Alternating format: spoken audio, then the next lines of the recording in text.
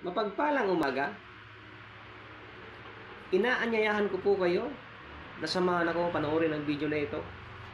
Mga bidyong inihanda ng mensahero ng silangan na kung saan inilahad niya dito ang mga tunay na pangyayari. Libo-libong taon na po ang nakakaraan. Tara po, panoorin po natin. Baka dito po ang iyong matagal nang gustong malamang katotohanan.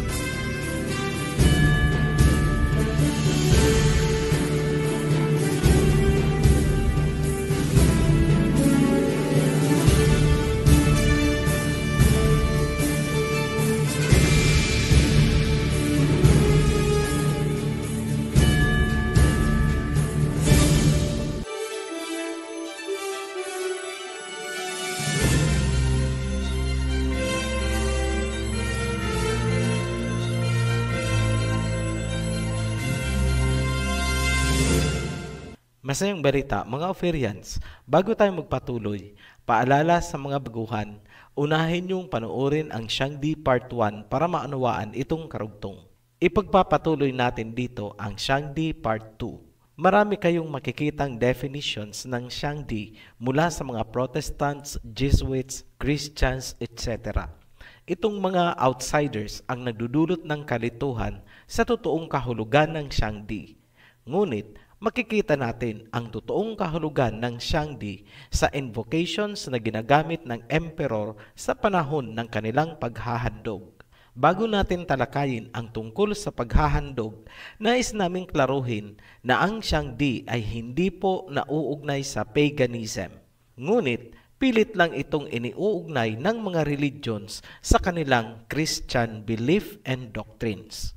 Noong Ming at Shen Dynasty, ang Jesuit priest na si Matteo Ricci, sinimulan niyang i-apply ang concept or identity ng Shangdi sa Christian conception of God. Tila ba hina-hijack ang concept mula sa original Shangdi at inilalapat sa Christian doctrine. Dahil dyan, pumalag ang followers ni Confucius. March 19, 1715, naglabas ng edict si Pope Clement at sinabi niya na dapat Tianzu at hindi Shangdi ang gagamitin ng mga Catholic sa China.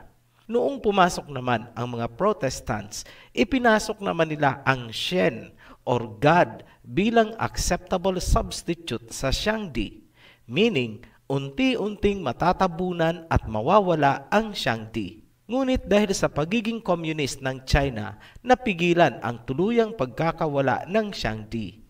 Kaya pasalamat din tayo sa form of government nila na alagaan ang Shangdi na huwag makurap nitong mga Babylonian religions. Sa kasalukuyan, ang salitang Shangdi at Chan ay tumutukoy sa universal deity or supreme being na walang kaugnayan sa Christianity. Sa ganyang paraan, hindi nakurap nitong Babylonian at Greek religions ang Shangdi ng China. Ngayon, literally, ang ibig sabihin ng Shangdi ay the heavenly ruler.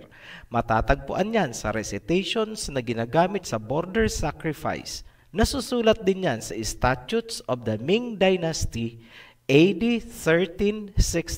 Makikita mo lamang kung sino o ano talaga ang Shangdi para sa ancient China kung uunawain mo ang nilalaman ng kanilang invocation. Ganito siya nasusulat. Of old, in the beginning, there was the great chaos without form and dark. The five elements, planets, had not begun to revolve, nor the sun and moon to shine. You, O spiritual sovereign, first divided the grosser parts from the purer. You made heaven, you made earth, You made man. All things with the reproducing power got their being. Genesis chapter 1 po yan.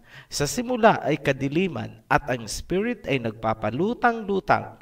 Then, nilikha niya ang kalangitan, ang mundo at ang tao. Yan po ay Genesis. Yan ang ginagamit na papuri ng emperor sa Shangdi. So, ano pala ang Shangdi para sa kanila? Creator. The Supreme Being. Yan ang totoong kahulugan kung ano ang Shangdi para sa ancient Chinese. Ngunit, ginagawan nitong mga Babylonian religion ng kakaibang definition upang palabasin na ito ay pagano. Sa madaling salita, lilituhin nila ang mga Chinese. Sasabihin nila na yang Shangdi ninyo ay pagano, lumipat kayo ng relihiyon sa amin. Sa tingin namin, ganyan din ang nangyari sa salitang Yahawa. Ginawa nilang Yawa, tapos sinabing sa demonyo daw. Marami po kaming comments na nababasa na ganyan ang sinasabi. Naklaro na natin na ang Shangdi para sa China ay sinasamba bilang creator of heavens and earth, isang spirit, the most powerful of all. Kung kaya nagpapatira pa sa kanya ang Chinese emperor. Yan ang buong essence ng pag-aalay nila ng handog na tinawag nilang border sacrifice. Itong border sacrifice ay isang magara, elaborate at solemn na seremonya na ginagawa ng emperor para sa Shangdi taon-taon. Sa seremonyang ito, nagpapatira pa ang emperor bilang pagpapasakop habang nire-recite naman ng orator ang ceremonial invocation. Kasunod niyan ang pag-aalay ng isang piniling calf na walang dungis o without blemish bilang burnt offering o sinunog na handog. Ngayon, China nga ba ang sinasabi sa hula ni Prophet Isaiah? Tingnan natin. Ginamit ni Prophet Isaiah ang mga Ethiopians bilang susi upang ilarawan at matukoy itong bansa na maghahatid ng handog sa Elohim. Lahat ng descriptions na ibinigay ni Prophet Isaiah ay tumutugma at nagtuturo sa China. Recap po natin. Una, ang ugnayan ng Ethiopia sa China. Yung masalimuot na pinagmulan. Hindi lingid sa atin kung ilang civil war ang pinagdaanan ng China bago nila naitayo ang kanilang bansa. Hindi rin lingid sa atin na ang Chinese ay inaapak-apakan at madalas na di-discriminate. Ngunit sa kabila ng lahat na yan, sila ay naging powerful at kinatatakutan. Ang lupain ay tumutugma din na sinasabing nahahati-hati ng mga ilog. Sa lingwahe, kakaiba ang lingwahe nila. Ngayon, inilarawan din ni Prophet Isaiah na ang mga tao ay matatangkad at may makikinis na balat. Lahat po yan nag-qualify ang China. Dalawang pamantayan na lang ang kailangan nating talakayin. Ayon kay Prophet Isaiah, may mga tatagpasin na mga sanga or shoots itong bansa. Ginawa ba yan ng China? May tinagpas ba sila? Sino ang tinagpas nila? Para maunawaan natin kung ano itong sinasabi na pagtatagpas na gagawin nitong bansa, may kailangan po tayong balikan. Sa mga napanood na ang bahaging ito, o kaya alam na ninyo itong bahaging ito, please bear with us. Para po ito sa mga baguhan na hindi napanood ang pagtatalakay natin tungkol sa Hebrew ancestry. Maiksi lang po ito. Simulan natin kay Eber. Si Eber ay descendant ni Shem na anak ni Noah. Si Eber ang pinakaama ng lahat ng Hebrews sa buong mundo. May dalawang anak itong si Eber, sina Peleg at Joktan. Mula kay Peleg ang Israel ni Jacob. Mula naman kay Joktan, tayong mga Orientals kasama tayong mga Pilipino o Ophirians. Noong humiwalay na si Joktan kina Peleg, baon niya pa rin ang pagiging Hebrew niya, mga customs and practices, at syempre pa ang paniniwala sa iisang creator o Elohim. Ngunit dahil napahiwalay na nga, hindi gaanong lumitaw sa Biblia ang naging kasaysayan ng lahi ni Joktan. Ngayon, tulad ng dapat asahan, ang tanging alam ng lahi ni Joktan ay sumamba sa isang Elohim, ang pinakamakapangyarihang may likha ng buong sanlibutan. Kasama doon ang pagbibigay ng handog na sinunog. Hindi niya alam ang mga detalyadong practices ayon sa covenant dahil mahabang panahon siyang napahiwalay sa lahi ni Peleg bago pa man isilang si Moses.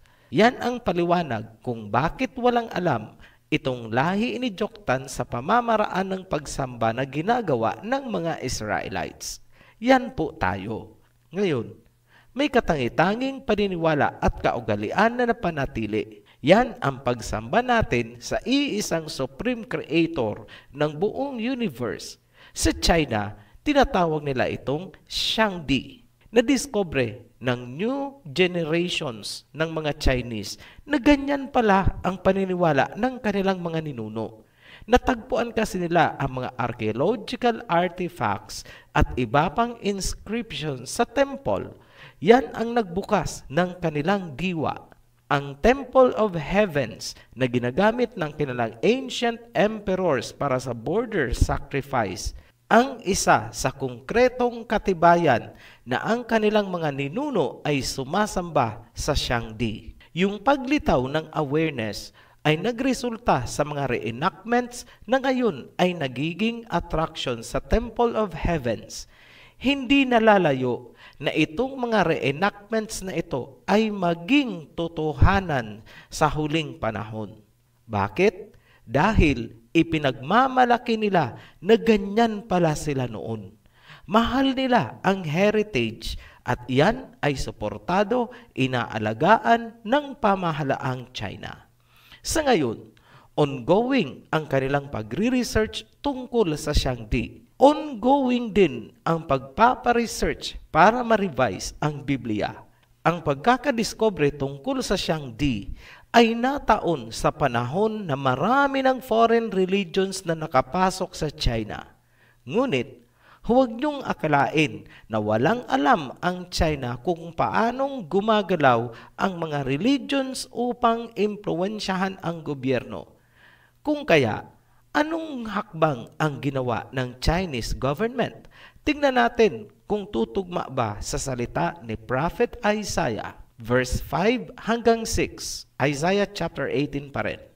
For before the harvest, when the blossoming is over, and the blossom becomes a ripening grape, he will cut off the shoots with a pruning knife, and tear away and remove the branches.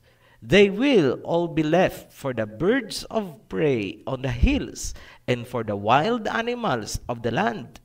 The birds will spend the summer on them, and all the animals the winter on them. May mga tatagpasin siyang sanga or shoots at ipapatapon para sa mga birds and animals.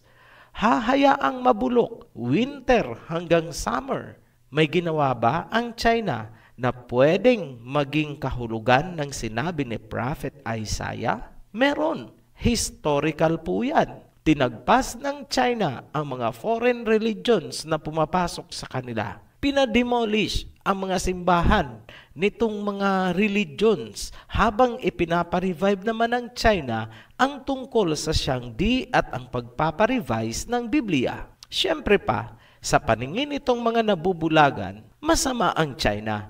Kaliwat kanang pambabatikos ang ginawa nila.